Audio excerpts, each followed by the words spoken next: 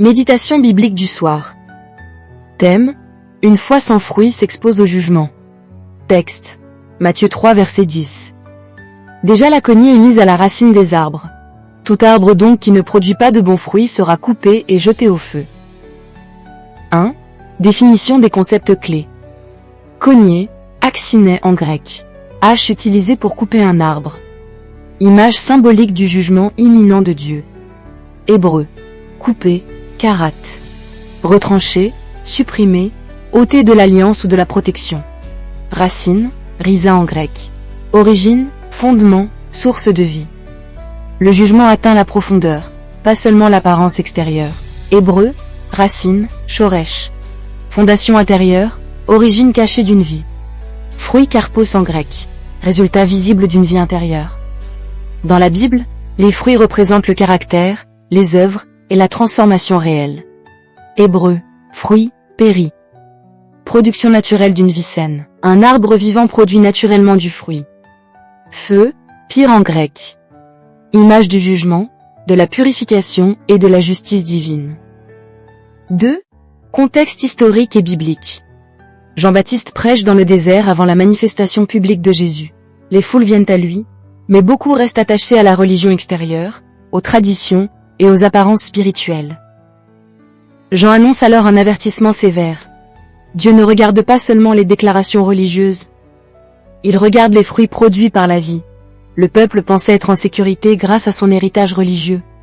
Mais Jean révèle qu'un jugement approche. 3. Analyse théologique. Ce texte enseigne une vérité profonde. Dieu cherche une repentance authentique, une transformation visible et des fruits dignes du royaume. La foi biblique n'est pas seulement une émotion, une appartenance religieuse ou une confession verbale. La vraie foi produit des fruits visibles. Jean utilise l'image d'un arbre. Un bon arbre produit de bons fruits.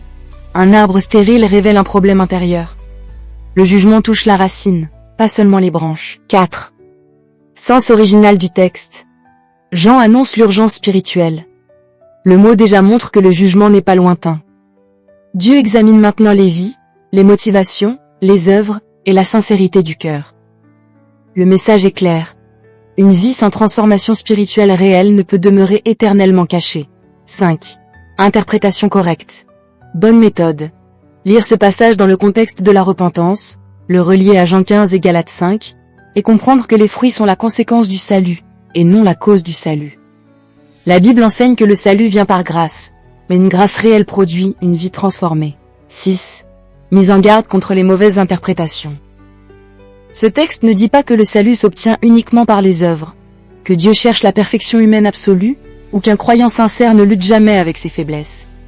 Mais il enseigne qu'une foi véritable finit par produire du fruit, qu'une religion sans transformation est dangereuse, et que Dieu regarde l'authenticité du cœur. 7. Illustration. Un arbre peut paraître grand, vert et impressionnant. Mais s'il ne produit jamais aucun fruit, le problème est profond. De même, une personne peut avoir un langage religieux, une apparence spirituelle et une réputation chrétienne sans véritable transformation intérieure. 8.